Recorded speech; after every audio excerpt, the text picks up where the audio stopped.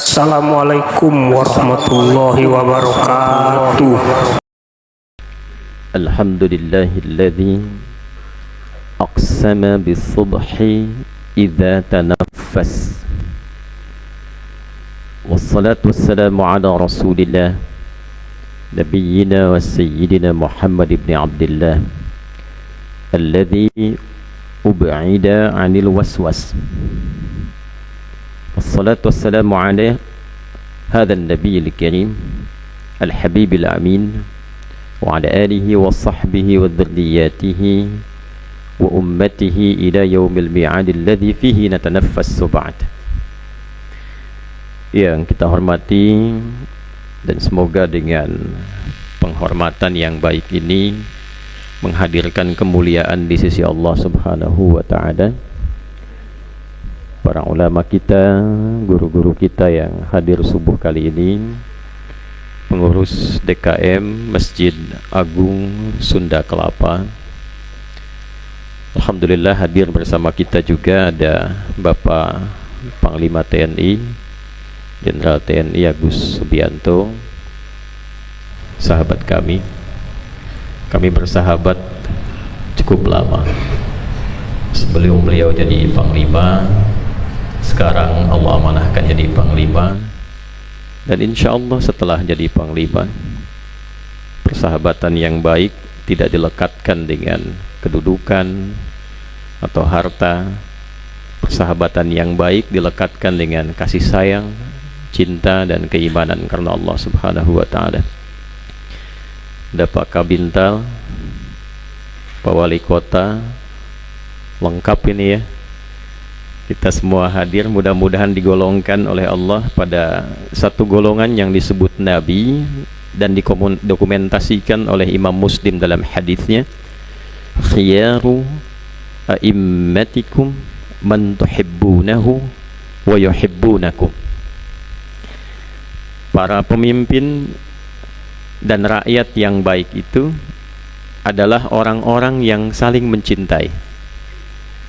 Mudah-mudahan di masjid ini kita dikumpulkan dalam suasana saling mencintai karena Allah Subhanahu wa taala, dan dengan cinta itulah spiritnya kita mampu membangun bangsa dan negara kita menuju nilai-nilai kemakmuran yang diridhai oleh Allah Subhanahu wa taala.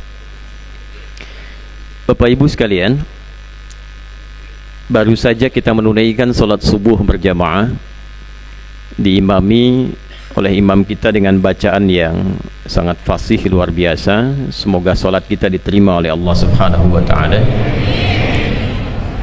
Dibacakan tadi surah Rum, surah ke-30 setidaknya sampai ayat ke-24, memberikan pesan penting pada setiap muslim bagaimana menjalani kehidupan itu dengan terukur, terencana, dan diisi dengan nilai-nilai yang bermanfaat, yang manfaat itu dibawa sampai ia pulang menghadap Allah Subhanahu wa taala. Jangan sampai ada setiap muslim berkehidupan tidak tahu arah, hanya bangun, tidur, makan, beraktivitas, tidur kembali. Nah, inilah pesan penting yang disampaikan dalam kesempatan subuh tadi. Dan menariknya Bapak Ibu sekalian, saya ingin tarik pada dua hal yang sangat penting. Ini mumpung masih dalam suasana Rajab 1446 Hijrah. Ada satu hadis yang populer didokumentasikan oleh Imam Muslim dalam kitab sahihnya, nomor hadis terangkai dari 162 sampai dengan 164. Dan gurunya Imam Muslim, Imam Al-Bukhari, dengan riwayat yang sama menyantumkan juga hadis ini dalam kitab sahihnya, nomor hadis setidaknya dari 3207. Riwayatnya tersambung pada sahabat Anas bin Malik radhiyallahu taala anhu dari Nabi sallallahu alaihi wasallam. Secara singkatnya, hadis ini dalam urutan yang panjang ingin menguraikan tentang esensi perjalanan spiritual Nabi Muhammad SAW dalam peristiwa yang kelak kita kenal dengan nama Isra Mi'raj itu. Isra-nya nanti ada di Quran surah ke-17, Mi'rajnya ada di Al-Quran surah ke-53 Al-Isra dengan An-Najm. Tafsirnya di Al-Bukhari dan Muslim. Dari perjalanan Mekah ke Masjidil Aqsa di Palestina, Mi'raj dari mulai menembus langit yang pertama disambut oleh Nabi Adam alaihissalam. Langit yang kedua ada Nabi Isa alaihissalam dan Yahya alaihissalam. Masuk kemudian tembus di langit yang ketiga, keempat, kelima, keenam, ketujuh. Saya cepat sampai kemudian Sidratul Muntaha. Inti akhirnya adalah untuk mendapatkan hadiah dari Allah berupa perintah salat 5 waktu. Jadi puncak perjalanan spiritual ini yang kemudian kelak dalam setiap bulan Rajab kita kenang dan kita peringati, intinya adalah mengembalikan kita pada esensi hadiah yang Allah berikan melalui Nabi Muhammad SAW, yaitu salat. Pertanyaan pertama, seberapa penting salat itu? Sampai saking pentingnya salat ini, perintahnya tidak biasa. Bapak Ibu sekalian, zakat itu perintahnya turun ayat, keluarkan zakat. Wa aqimus shalah wa atuz zakat. Khudz min amwalihim shadaqah. Puasa perintahnya turun ayat, langsung kemudian tunaikan. Ya ayyuhalladzina amanu kutiba alaikumus Siam. Turun bulan Sya'ban tahun kedua Hijrah, sebulan kemudian Ramadan, tunaikan. Haji juga begitu, turun ayat, tunaikan. Tapi sholat itu beda sendiri. Saking istimewanya, saking pentingnya, didahului oleh peristiwa dulu, diperjalankan terlebih dahulu. Nabi contohkan jadi imam bagi para nabi dan rasul sebelumnya, kemudian menembus berbagai lapisan langit, lalu kemudian mendapatkan perintah dari Allah untuk menunaikan ibadah salat. Istimewa perintahnya. Perjalanan dari bumi kemudian ke langit, balik ke bumi hanya untuk mendapatkan perintah salat itu. Jadilah kemudian 5 waktu salat yang kita tunaikan dalam sehari, setiap pergantian waktu dalam keseharian kita. Subuh pindah ke siang, ada salat. Siang pindah ke sore, ada salat. Sore pindah ke menjelang malam, ada salat. Malam masuk, ada salat sebelum tidur. Nah ternyata Bapak Ibu sekalian, salat itu semua yang terkait dengannya, di dalamnya terletak hikmah dan panduan kehidupan yang besar yang menjamin setiap hamba Allah yang menunaikannya selama hidup akan mendapatkan 5 keistimewaan yang tidak didapatkan bagi orang yang tidak sholat. Perintahnya 5 waktu, pahalanya dikalikan 10 menjadi 50, dan keistimewaannya pun sama dengan jumlah penulaiannya. Ditunaikan 5 waktu, keistimewaannya 5. Dan semua nama yang melekat pada, baik nama sholatnya, gerakannya, bacaannya, dibuka sampai akhir, itu semua ada maknanya Pak Ibu. Jadi bukan sekedar nama biasa, bukan sekedar gerakan biasa, dibuka dengan takbir, ditutup dengan salam, tapi semua itu memiliki makna. Bagaimana caranya ada orang yang tadinya tidak baik, pelaku kriminal, itu dari mulai takbir sudah bisa menangis, selesai sholat jadi orang baik Pak. Dulu begitu. Ada orang yang rakusnya luar biasa, sholat jadi orang paling dermawan di masanya. Ada orang yang dulunya sombong, sholat berubah jadi orang yang rendah hati.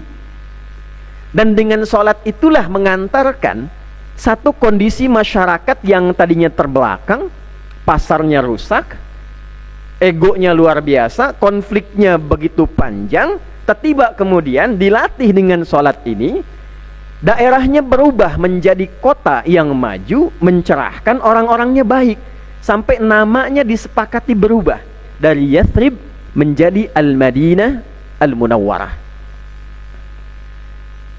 Nah sekarang pertanyaannya, dengan sholat yang sama, jumlah rakaat yang sama, dengan nama yang serupa, apakah hasilnya kita dapatkan sama dengan orang-orang dulu yang pernah menunaikannya?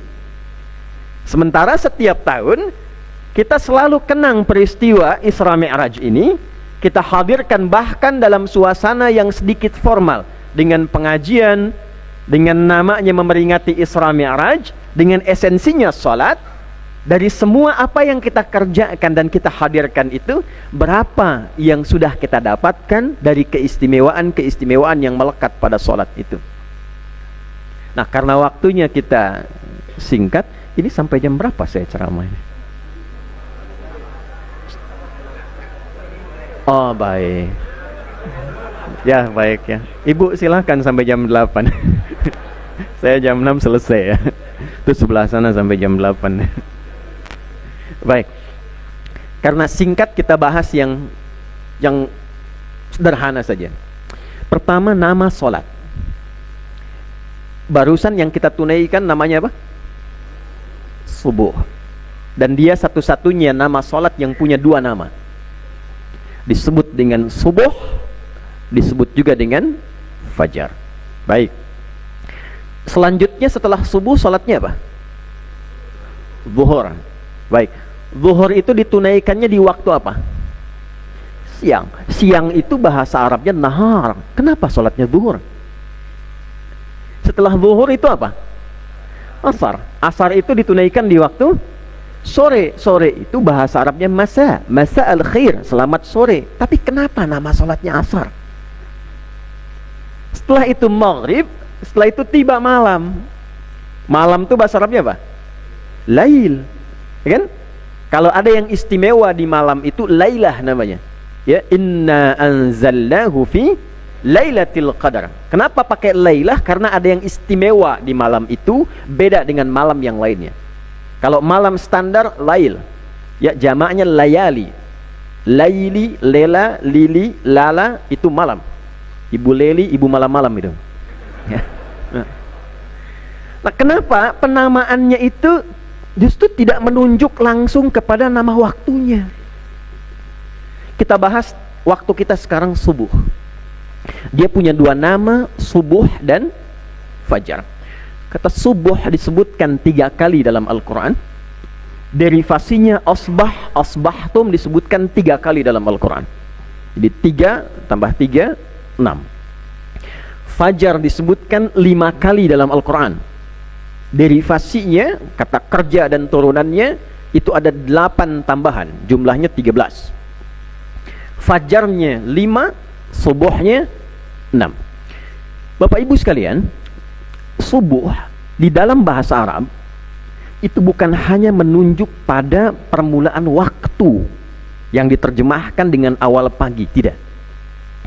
Di dalam bahasa Arab kata subuh, sad, ba, ha, kemudian biasanya disertakan hamzah di depannya untuk menunjukkan tanya, asbah, itu menunjuk pada awal permulaan waktu yang diiringi dengan persiapan rencana yang terukur. Jadi kalau ada orang Arab bertanya begini, kaifa asbahta ya akhi? Bagaimana kabar Anda pagi ini? Itu bukan hanya menunjuk pada kabar, tapi juga seakan meminta kepada kita keterangan tentang agenda kita di hari ini. Bagaimana kabar Anda di hari ini? Kegiatan apa yang sudah Anda susun di hari ini? Kira-kira jam 7 Anda ada di mana? Jam 8 apa yang Anda kerjakan? Nanti jam 9 aktivitas apa yang Anda punya? Nah, itulah subuh. Itulah yang menjadikan surah ke-81 At-Takwir di ayat ke-18 ketika dibuka oleh Allah dengan sumpah. Allah mengatakan was-subhi idza tanaffas.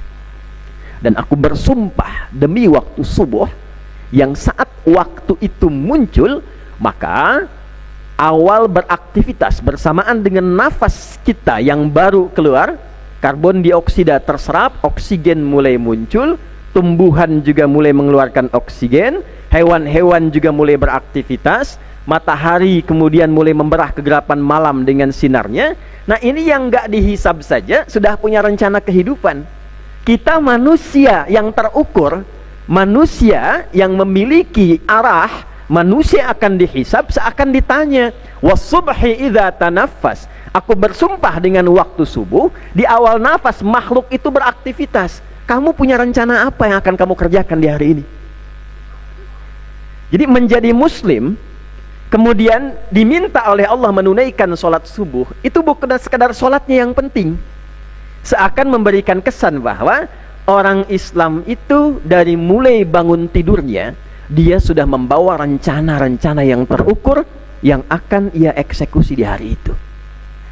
Nah, ini yang diajarkan dalam Islam. Bagaimana prakteknya yang dikerjakan Nabi SAW? Kita buka misalnya ada satu kitab hadis rujukan namanya Sunan Abu Daud. Jadi hadis itu ada kitab jami', ada sunan, ada musnad, ada mu'jam. Itu berbeda. Kalau Anda mencari yang tematik, saya ingin tahu kegiatan Nabi dalam keseharian 24 jam misalnya, ya, maaf, beliau mengajarnya bagaimana, kalau di rumah seperti apa, bekerjanya bagaimana, tidurnya seperti apa, berpakaiannya bagaimana, tematik sifatnya, keluarkan kitab jami' seperti Sahih Al-Bukhari. Ada 97 topik, ayatnya apa, hadisnya apa, uraiannya bagaimana secara singkat. Kalau Anda ingin mencari tuntunan yang susunannya bersifat fikih, dari mulai bab tentang air, tentang sholat, tentang bangun dari tidur, menyiapkan agenda, itu cari kitab sunan namanya. Di antara kitab sunan yang populer, ada yang dituliskan, dikodifikasikan, dihimpun oleh sosok ulama besar, namanya Sulaiman, Syekh Sulaiman As-Sijistani, dari Sijistan. Saking beliau pakarnya dalam pengetahuan tentang hadis, itu kalau ditanya hadis, lisannya mudah melunakkan hadis. Ini sahih, ini dhaif, yang ini benar, yang ini bermasalah. Sampai ada komentar dari Ibnul Qayyim Al-Jauziyah rahimahullahu ta'ala, kalau dulu ada Nabi Daud mudah melunakkan besi dengan tangannya, maka ini Abu Daud mudah melunakkan hadis dengan lisannya. Nah, dari situlah diantara makna kunyah Abu Daud dipahami bukan sekedar kunyah biologis, tapi juga kunyah pengetahuannya tentang hadis. Nomor hadis 1367 dari Ibnu Abbas radhiyallahu taala anhuma. Bapak dan Ibu yang belum berangkat haji atau umrah, saya doakan mudah-mudahan dipercepat ya. Nah, baik. Nah, tidak cukup dengan amin, nabung ya. Kenapa saya cerita ini? Saya gambarkan begini. Kalau nanti Anda mau tawaf, ada pintu namanya Babus Salam, ya? Jadi kalau sekarang ini Zam-Zam, saya ilustrasikan begini, ya. Kalau ini nanti takutnya endorse, air masjid bukan? Nah, nanti bikin air supaya nanti muncul ya. Ini Zam-Zam, keluar, sampingnya ada Sofwa, di samping sini ada Istana Raja. Lurus, belok kanan, ini arah umrah ke kanan. Nanti sebelah kiri itu ada pintu 26, Gate Ismail, masuk kita umrah. Sekarang kita lurus aja ke kanan. Ini ada pintu keluar yang dari istana, CTP warna putih satu, terus sampai ke ujung itu ada gate Nabi. Hampir sebelum ujung sebelah kiri ada pintu namanya Babus Salam. Belok langsung ke kiri, turun ke bawah, itu pintu sejajar dengan rumah Nabi. Saya pernah mengambil gambar, ya, matahari itu terbit dari bukit persis di atas rumah Nabi, itu sinarnya persis ke Babus Salam lurus gitu.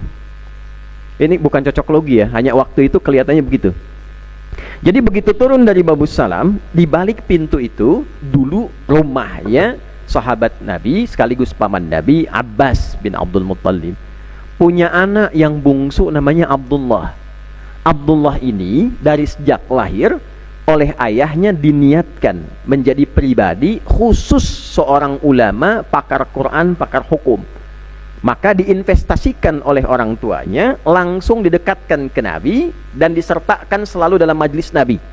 Majlisnya di mana? Di Bukit Sofa itu, Darul Arqam. Jadi kalau dari situ kurang lebih 7 meter naik ke atas, di situ tempat seorang anak muda, pengusaha, entrepreneur, usia 17 tahun. Diajak oleh Utsman bin Affan radhiyallahu taala anhu masuk Islam, maka tergabung dalam 40 orang pertama yang awal masuk Islam. Dikenal dengan as-sabiqunal awwalun. Mewakafkan rumahnya untuk menjadi tempat Nabi mengajar, majlisnya Nabi. Maka yang terjadi apa, Bu? Ini sebelum sampai ke yang terjadi, Ini sunnah dalam Islam, supaya orang tua itu mulai menyiapkan arah bagi anaknya. Anak pertama mau kemana? Siapkan. Anak kedua seperti apa? Anak ketiga bagaimana? Sehingga nanti setiap anak yang Allah amanahkan dan karuniakan melengkapi kebahagiaan dan visi misi rumah tangga dalam kehidupan. Nah, Abbas ini dengan istrinya menjadikan anak pertama yang sulung khusus melayani Nabi, anak yang bungsu itu khusus belajar ilmu dari Nabi. Sehingga sebelum Nabi wafat sallallahu alaihi wasallam, Nabi wafat di pangkuan Sayyidah Aisyah, ada sosok yang membawakan air dalam bejana untuk Nabi berwudu, itulah Fudail, anak sulungnya Abbas radhiyallahu taala anhu.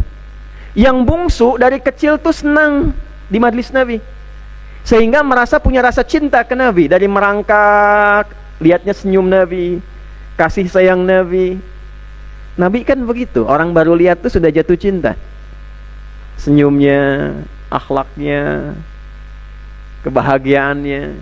Sehingga anak kecil ini saat tumbuh dalam usia yang belum balik 3-4 tahun sudah minta izin kepada ayah ibunya ingin menginap di kediaman Nabi, di rumah bibinya Sayyidah Maimunah. Persis kurang lebih 2 pintu dari situ. Yang ada jembatan dari istana ke masjid, itu ada gate Nabi tulisannya, itu lokasinya. Ya, depannya itu dulu ada yang sekarang ada tiang lampu besar ke atas, itu dulu kediaman Abu Jahal di situ. Ya. Nanti kalau ketemu di sana saya jelaskan satu-satu ya, ada spot-spotnya itu. Nanti bayangkan aja dulu ya. Singkatnya ketika menginap, Bapak dan Ibu, itu hanya ingin tahu begini, Nabi kalau bangun tuh jam berapa? Bangunnya seperti apa? Apa yang dilakukan oleh Nabi saat bangun dari tidur? Itulah kelak yang didokumentasikan oleh Imam Abu Daud, dimasukkan dalam kitab sunannya, nomor hadis 1367. Demikian keterangan Ibnu Abbas radhiyallahu taala anhuma, begini bunyinya. Qala haddatsana qala an Ibnu Abbas radhiyallahu taala anhuma qala kana an-nabiy sallallahu alaihi wasallam idza istayqadha min naumihi, adalah kebiasaan. Karena ketemu fi'il madhi menunjukkan kebiasaan dan punya makna taukid, sesuatu yang kuat.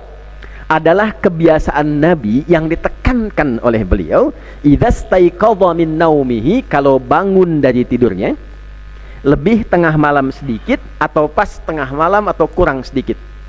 Rumusnya Isya, hitung jumlah jamnya ke subuh, bagi 2, itu tengah malam.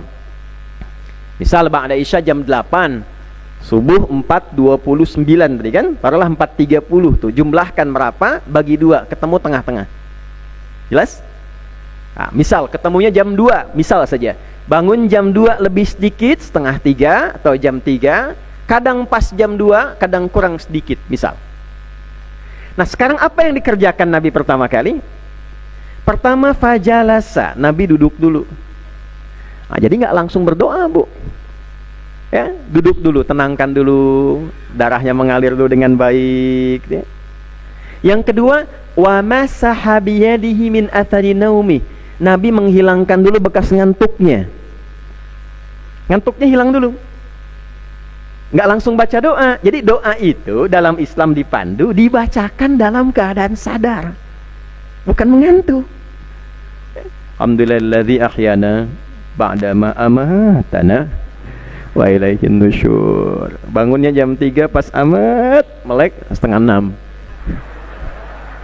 Ada kan? Nah, makanya coba dicek lagi di Masjid Agung Sunda Kelapa ini udah bagus adzan subuhnya tuh. Kadang beberapa tempat saya suka senyum sendiri, Panglima TNI itu kalau dengar adzan subuh. Di Arab itu sepanjang saya di sana, beberapa tempat itu kami belajar, subuh itu Pak, biasanya, ini lompat sedikit, kalau as-salatu khairum minan naum, itu salatnya panjang, naumnya pendek. As-salatu khairum minan naum. Di kita dibalik, Bu. As-salatu khairum minan naum. Tidur lagi kita. Naumnya yang panjang tuh. Nah, ini Nabi itu sadar dulu. Begitu sadar, baru berdoa. Nah, ternyata sebelum doa itu alhamdulillahilladzi ahyana yang nanti diriwayatkan di Al-Bukhari, itu ada pengantar dulu. Wa qara'a khawatima Ali Imran. Ini yang jarang diviralkan. Jadi begitu beliau kemudian sadar, duduk, hilang bekas ngantuknya, lalu beliau membacakan 11 ayat terakhir surah Ali Imran.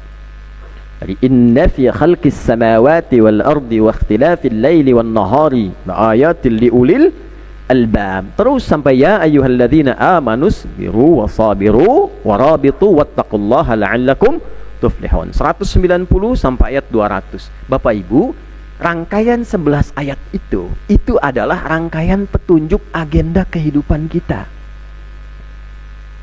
Jadi baru bangun tidur itu Nabi membimbing kita. Alladzina yadhkuruna Allaha qiyaman wa qu'udan wa 'ala junubihim wa yatafakkaruna fi khalqis samawati wal ard. Rabbana ma khalaqta hadza batila subhanaka faqina 'adzaban nar. Dibimbing oleh ayat, dicontohkan oleh Nabi, orang Islam itu bangun dari tidurnya sudah menjadi pribadi ulul albab. Apa itu ulul albab? Singkatnya begini, orang cerdas yang paham esensi sesuatu. Teman-teman yang masih kuliah nih adik-adik, kenapa Anda belajar? Kenapa kuliah? Kenapa pilih kampus itu? Di ulul albab tuh nggak sekedar masuk, kemudian hanya ingin dapat ijazah, duduk paling belakang, kadang nggak pernah nanya, tidak. Dia paham, saya pilih itu karena ada harapan ke depan yang ingin saya wujudkan. Itulah ulul albab. Nah sama ketika kita memilih pekerjaan, itu ditanya balik oleh Allah. Kamu kenapa memilih itu? Mau kemana arahnya? Setelah paham, punya rencana yang baik, punya cita-cita, maka yang paling menarik adalah coba kamu renungkan dengan pikiranmu konsep aktivitasmu itu. Apakah engkau beraktivitas di daratan? Apakah engkau beraktivitas ada bagian di udara? Atau nanti yang ayat serupa di Al-Baqarah 164 lautannya. Jadi ada darat, laut, udara. Bapak Panglima itu ada ayat di Quran, ayat darat, laut, udara itu. Ya. Itu oleh Quran tuh ditanya baru bangun tidur itu. Ya.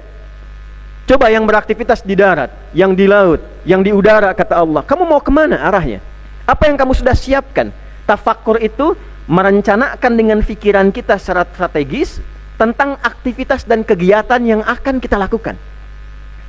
Wa yatafakkaruna fi khalqis samawati wal ard. Rabbana ma khalaqta hadza batila subhanaka faqina adzaban nar. Sampai ia menyusun kegiatan itu, puncaknya bukan hanya untuk menjalani aktivitas dunianya. Dari kegiatan dunia ini, legasi apa yang akan saya bawa sampai pulang menghadap Allah?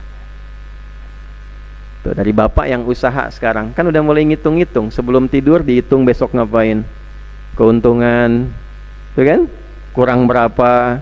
Itu ditanya balik oleh Quran dari sejak bangun tidur. Hei, kamu sekarang mau bergerak, mau berangkat, mau bisnis. Kalau kamu meninggal, yang dibawa pulang itu apa? Makanya ayat setelahnya, Rabbana innaka man tudkhilin nara faqad akhzaitah wa ma lidh-dhalimina min ansar. Ya Allah, sangat disayangkan kalau ada hambamu, ini ungkapan yang indah. Ya Allah, sangat disayangkan kalau ada hambamu yang punya perencanaan yang strategis, susunan yang teratur, dunianya sukses, tapi ternyata tidak menjadi bekal yang cukup untuk dia pulang mendapatkan rahmatmu. Ternyata dunianya sukses, akhiratnya nestapa dalam neraka. Rabbana innana sami'na munadiyan yunadi lil imani an aminu bi rabbikum fa amanna. Rabbana faghfir lana dhunubana wa kaffir 'anna sayyi'atina wa tawaffana ma'al abrar. Ya Allah, saya sadar akan esensi kehidupan ini. Saya mendengar seruanmu, saya siapkan rencana kehidupanku, aku jalani usaha duniaku untuk mendapatkan ridha dan rahmat di akhirat saat menghadap kepadamu.